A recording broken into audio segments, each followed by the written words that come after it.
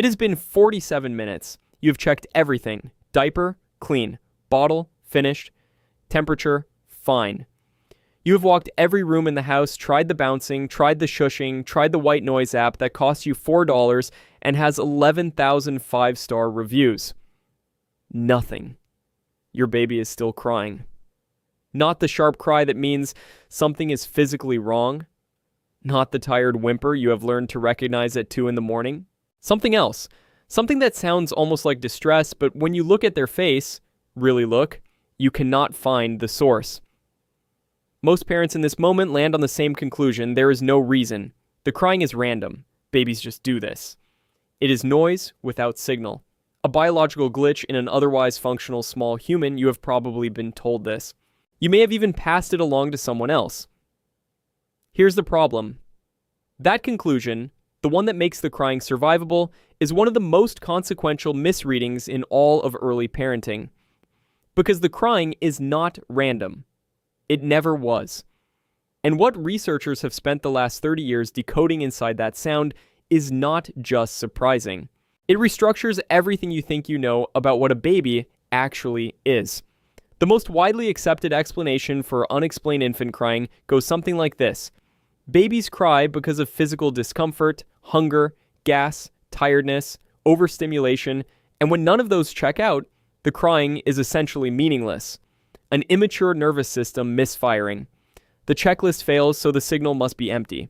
This framework sounds reasonable because it works often enough to feel complete.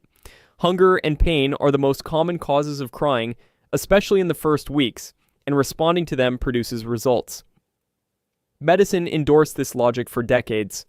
The term colic, applied to somewhere between 10 and 20% of all infants, roughly 1 in 5 babies, essentially codified unexplained crying as a medical category, which gave the appearance of a diagnosis while functionally meaning we cannot identify the cause.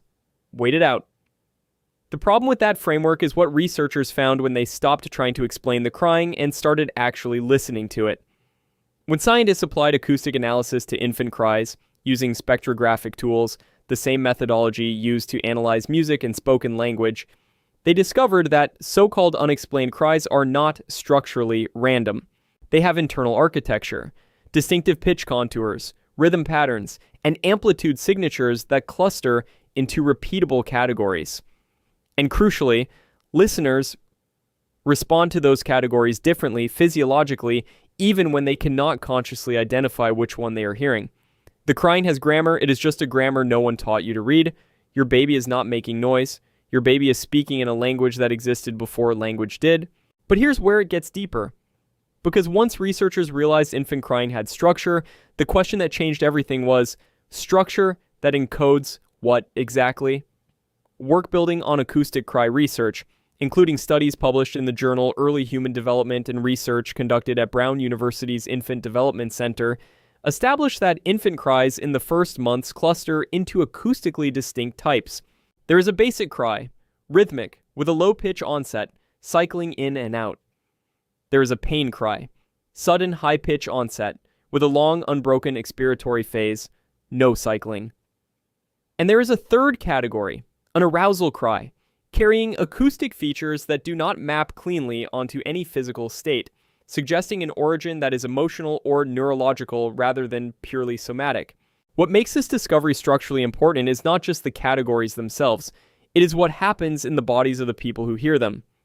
Researchers measuring parental physiological response found that heart rate, skin conductance, and cortisol all spike differently depending on which cry type the parent is exposed to, even when the parent has no conscious awareness of the distinction.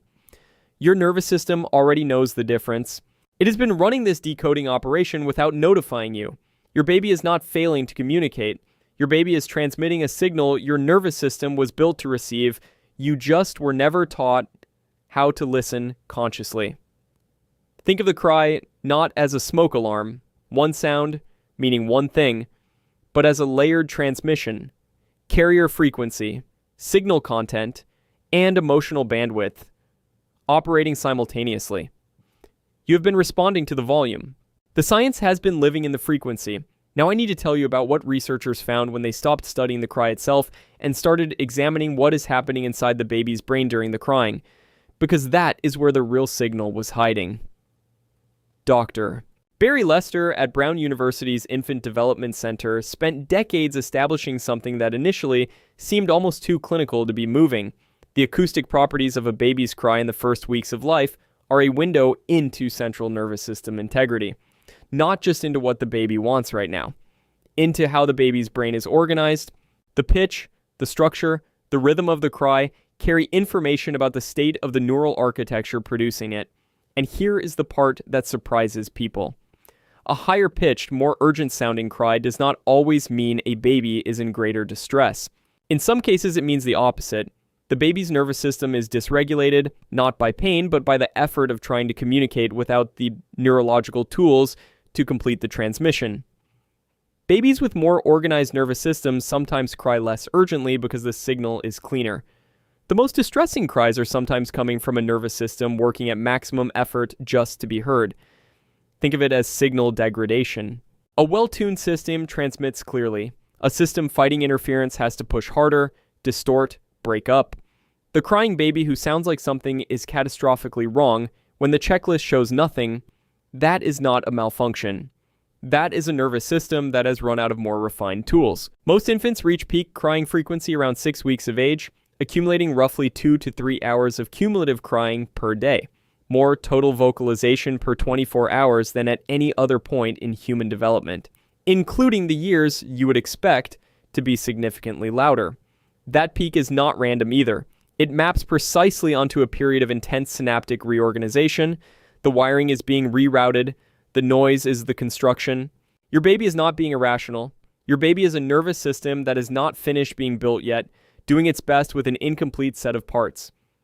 Now, I need to tell you about what that crying is doing to you, not just to the baby. Because researchers discovered that the most consequential thing happening during unexplained infant crying is not always inside the baby at all. It is inside the parent who is listening. Dr. Cynthia Stifter at Penn State University tracked something specific in her research on maternal responsiveness.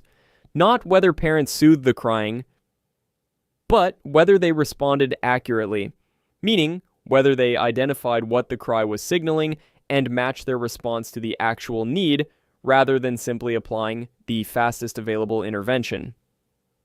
What she found reaches much further than soothing technique. Babies whose cries were met with high contingent accuracy, where the parent correctly read the signal and responded to the specific need, showed measurable changes in their crying patterns by 3 months. Not less crying overall. Different crying. The signal got cleaner, more differentiated. Less of the dysregulated static, more of the structured transmission. The baby was becoming a more efficient communicator because someone had treated the communication as real. The relationship was building the tool. And here's what that means for you specifically in this room. During the crying, you have been surviving by telling yourself it means nothing. Every time you stay present with the sound, instead of just trying to stop it, every time you try to decode rather than simply suppress, you are not just comforting a baby. You are shaping the circuitry of their emotional communication system. Whether their nervous system will be capable of sending a clean distress signal to another human being years from now. Whether they will know in the wordless part of themselves that knows things before they can be named, that distress is something another person can receive. That wiring is being laid right now. During the 47 minutes that felt like noise, your baby is not testing your patience. Your baby is asking you to help them learn how to speak. And every time you listen, you are writing the first chapter of who they will become. And now I need to say something important. Because most of what I have just told you should produce something useful. The understanding that the crying matters, that you are equipped to respond to it, that your attention is not wasted. But there is a version of this that you need to know, and that most parents do not hear until much later than they should. There are specific things worth watching for in infant crying patterns, and noticing them early is not catastrophizing. It is using information. A cry that is consistently high-pitched, monotone, and lacks the rhythmic cycling of a typical basic cry, particularly in the first weeks, is worth noting. Crying accompanied by persistent back-arching, rigid limbs, or what appears to be pain that does not respond to feeding or positioning changes is worth describing to a pediatrician. The absence of cry differentiation by 3 to 4 months, when all cries still sound identical with no variation in pitch, rhythm, or urgency across different contexts, is worth a conversation. And crying that shows no orientation toward the caregiver's voice or presence, where the baby does not shift at all in response to being held or spoken to, is distinct from a baby who is simply inconsolable in a given moment. None of these are diagnoses, they are signals, the same way the crying itself is a signal. The window that matters most for early identification is 2 to 4 months. This is when typical cry differentiation establishes itself. This is when contingent responsiveness starts producing measurable change in patterns. This is when the nervous system's organizational trajectory becomes more legible to anyone trained to look. Early referral in this window, not at the 6-month visit, not at 12 months, produces better outcomes because the brain's capacity to reorganize is at its highest point. You have been listening to this specific baby's specific sound since the first hour they were born. No instrument in a clinical setting has that data. If something about the crying feels structurally wrong to you, not just exhausting, not just relentless, but wrong in a way you cannot name, that instinct is worth reporting. You are the most finely calibrated detector in the room. There is one more layer to this, and it is the one that sits underneath all the acoustic analysis and attachment research and clinical timelines. It is harder to measure than any of them, and possibly more important. Crying is the oldest communication system on Earth. It predates every word, every written symbol, every spoken human language by hundreds of thousands of years. Every infant who has ever been born arrived already equipped with it, not learned, not culturally transmitted, not assembled from experience. Hardwired, built into the architecture before the first breath. The first thing a human being does upon entering the world is cry. And what that cry is transmitting at its most fundamental level is the same thing every human being will spend the rest of their life trying to express in increasingly layered ways. I am here. I need something. Can anyone hear me? When you sit with a crying baby in the dark past the end of the checklist, unable to locate the source, staying anyway, you are not failing at a task. You are participating in the oldest exchange in human history. You are sending back the only signal that has ever answered that transmission across all that time. Presence. The signal that says, I hear you. You are not alone in this. The world receives you. So the next time you reach the end of the checklist and the crying continues, and it will, remember what is actually happening. Your baby is not malfunctioning.